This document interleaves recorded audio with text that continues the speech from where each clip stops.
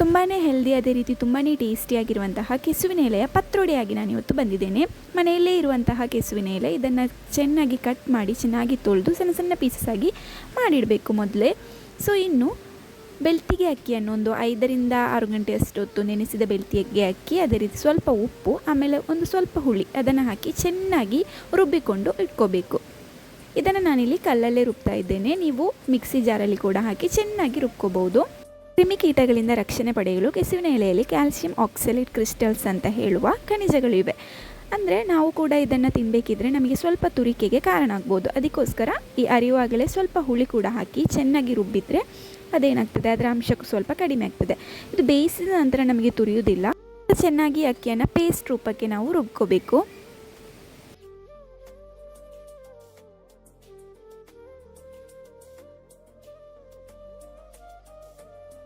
ನೋಡಿ, ಈ ಒಂದು ಹದಕ್ಕೆ ಬರಬೇಕಿದ್ರೆ ನಮಗೆ ರುಬ್ಬಿದ್ದು ಸಾಕಾಗ್ತದೆ. ಇನ್ನು ಇದನ್ನು ನಾವು ಚೆನ್ನಾಗಿ ತೊಳೆದು ಕಟ್ ಮಾಡಿಟ್ಟಿರುವಂತಹ ಕೊಳಕೇಶಿಯ ಲೀವ್ಸ್ ಇದೆ ಅಲ್ವಾ, ಅದರೊಟ್ಟಿಗೆ ಚೆನ್ನಾಗಿ ಮಿಕ್ಸ್ ಮಾಡ್ಕೋಬೇಕು. ಸೊಪ್ಪುಗಳ ಪ್ರತ್ಯೇಕತೆ ಅಂದರೆ ಬೇಯಿಸೋದಕ್ಕಿಂತ ಮುಂಚೆ ಅದು ತುಂಬ ಕ್ವಾಂಟಿಟಿಯಾಗಿ ನಮಗೆ ಕಾಣಿಸ್ತದೆ, ಆದರೆ ಬೆಂದ ನಂತರ ಸ್ವಲ್ಪ ಕ್ವಾಂಟಿಟಿಯಾಗಿ ಅದು ಬದಲಾಗ್ತದೆ. ಸೊ ಇದನ್ನು ಚೆನ್ನಾಗಿ ಈ ರೀತಿ ಮಿಕ್ಸ್ ಮಾಡ್ಕೋಬೇಕು. ಇಲ್ಲಿ ನಿಮಗೆ ಕೈಯಲ್ಲಿ ಕೂಡ ಇದನ್ನು ಚೆನ್ನಾಗಿ ಮಿಕ್ಸ್ ಮಾಡ್ಕೋಬೋದು. ನಾನು ಕೈಯಲ್ಲೇ ಚೆನ್ನಾಗಿ ಇದನ್ನು ಮಿಕ್ಸ್ ಮಾಡ್ತಾ ಇದ್ದೇನೆ. ಈ ರೀತಿ ಇದನ್ನು ಮಿಕ್ಸ್ ಮಾಡ್ಕೋಬೇಕು. ಇನ್ನು ಒಂದೆರಡು ಬಾಳೆ ಎಲೆಯನ್ನು ಚೆನ್ನಾಗಿ ಬಾಡಿಸ್ಕೋಬೇಕು. ಇದನ್ನು ಬಾಡಿಸಿದರೆ ನಮಗೆ ಅದು ಕಟ್ಟಲಿಕ್ಕೆ ಕೂಡ ಈಸಿ ಆಗ್ತದೆ. ಇದರಲ್ಲಿ ನಾವು ಈಗ ಮಾಡಿಟ್ಟಿರುವಂಥ ಹಿಟ್ಟನ್ನು ಹಾಕಿ ಬೇಯಿಸ್ಕೋಬೇಕು.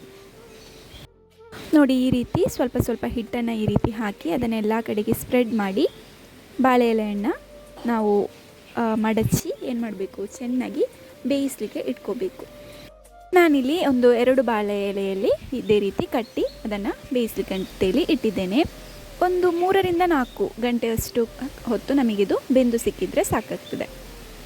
ನೋಡಿ ಯಾವ ರೀತಿ ಸಿಕ್ಕಿದೆ ಅಂತೇಳಿ. ಈ ರೀತಿ ನಮಗೆ ಸಿಗಬೇಕು. ಇನ್ನು ಇದನ್ನು ನಾವು ಸಣ್ಣ ಸಣ್ಣ ಪೀಸಸ್ ಆಗಿ ಮಾಡ್ಕೋಬೇಕು. ತುಂಬ ದೊಡ್ಡ ಪೀಸು ಅಲ್ಲ, ತುಂಬ ಸಣ್ಣ ಪೀಸು ಅಲ್ಲ, ಆ ರೀತಿ ಇರೋ ಒಂದು ಪೀಸಸ್ ಆಗಿ ನಾವು ಇದನ್ನು ಮಾಡ್ಕೋಬೇಕು.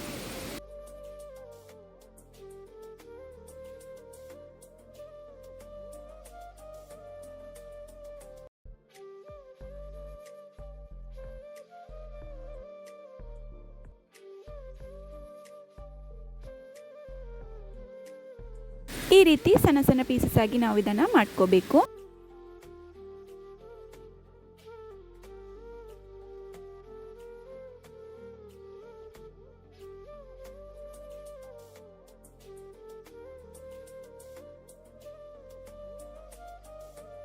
ಇನ್ನು ನಾವು ಇದಕ್ಕೆ ಬೇಕಾಗಿರುವಂತಹ ಮಸಾಲೆಯನ್ನು ರೆಡಿ ಮಾಡ್ಕೋಬೇಕು. ಅದಕ್ಕೆ ಬೇಕಾಗಿ ಬೆಳ್ಳುಳ್ಳಿ, ಕೊತ್ತಂಬರಿ, ಜೀರಿಗೆ, ಅದೇ ರೀತಿ ಸ್ವಲ್ಪ ಕರಿಮೆಣಸು, ಅದೇ ರೀತಿ ಅರಶಿನ, ನೀರುಳ್ಳಿ, ಆಮೇಲೆ ಡ್ರೈಡ್ ಚಿಲ್ಲಿ ಇದೆ ಅಲ್ವಾ, ಒಣಮೆಣಸು, ಅದನ್ನು ಕೂಡ ಹಾಕ್ಕೋಬೇಕು. ಒಂದು 8ರಿಂದ 9 ಒಣಮೆಣಸು, ಅದೇ ರೀತಿ ಸ್ವಲ್ಪ ತೆಂಗಿನಕಾಯಿ ತುರಿ, ಒಂದು ಕಪ್ಪು ತೆಂಗಿನಕಾಯಿ ತುರಿ ಕೂಡ ಸಾಕಾಗ್ತದೆ.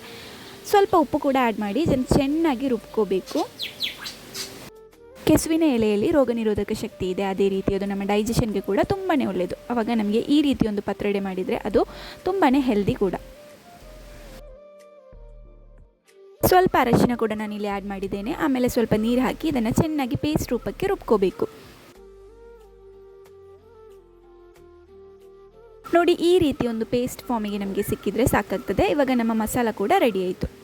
ಸ್ಟವ್ ಆನ್ ಮಾಡಿ ಒಂದು ಪಾತ್ರೆಯನ್ನು ಇಟ್ಟು ಅದಕ್ಕೆ ನಮಗೆ ಈಗ ಮಾಡಿಟ್ಟಿರುವಂತಹ ಈ ಪೇಸ್ಟ್ ಇದೆ ಅಲ್ವಾ, ಇದನ್ನು ಕೂಡ ಹಾಕಿ ಸ್ವಲ್ಪ ಹೊತ್ತು ಚೆನ್ನಾಗಿ ಕುದಿಸ್ಕೋಬೇಕು. ಸ್ವಲ್ಪ ನೀರು ಕೂಡ ಆ್ಯಡ್ ಮಾಡ್ಕೋಬೋದು. ಈ ಕುದಿತಿರುವ ಮಸಾಲೆಗೆ ನಾವು ಪೀಸ್ ಮಾಡಿಟ್ಟಿರುವಂತಹ ಈ ಪೀಸಸ್ ಇದೆ ಅಲ್ವಾ, ಇದನ್ನು ಹಾಕಿ ಸ್ವಲ್ಪ ಹೊತ್ತು ಕುದಿಸಬೇಕು. ಇದರಲ್ಲಿರೋ ನೀರಿನ ಅಂಶ ಸ್ವಲ್ಪ ಕಡಿಮೆ ಆಗಬೇಕು. ಆ ರೀತಿ ಇದನ್ನು ಸ್ವಲ್ಪ ಹೊತ್ತಿಗೆ ಮಿಕ್ಸ್ ಮಾಡಿದರೆ ನಮಗೆ ಪರ್ಫೆಕ್ಟ್ ಆಗಿರುವಂತಹ, ಅದೇ ರೀತಿ ಟೇಸ್ಟಿ ಆ್ಯಂಡ್ ಹೆಲ್ದಿ ಆಗಿರುವಂತಹ ಪತ್ರೊಡೆ ಸಿಗ್ತದೆ. ನಿಮಗೆ ಈ ವಿಡಿಯೋ ಇಷ್ಟ ಆದರೆ ನನ್ನ ಪಿಂಗಾರ ಕುಕಿಂಗ್ ಚಾನಲ್ಗೆ ಒಂದು ಸಬ್ಸ್ಕ್ರೈಬ್ ಮಾಡೋದನ್ನು ಮರೆಯದಿರಿ. Thank you for watching.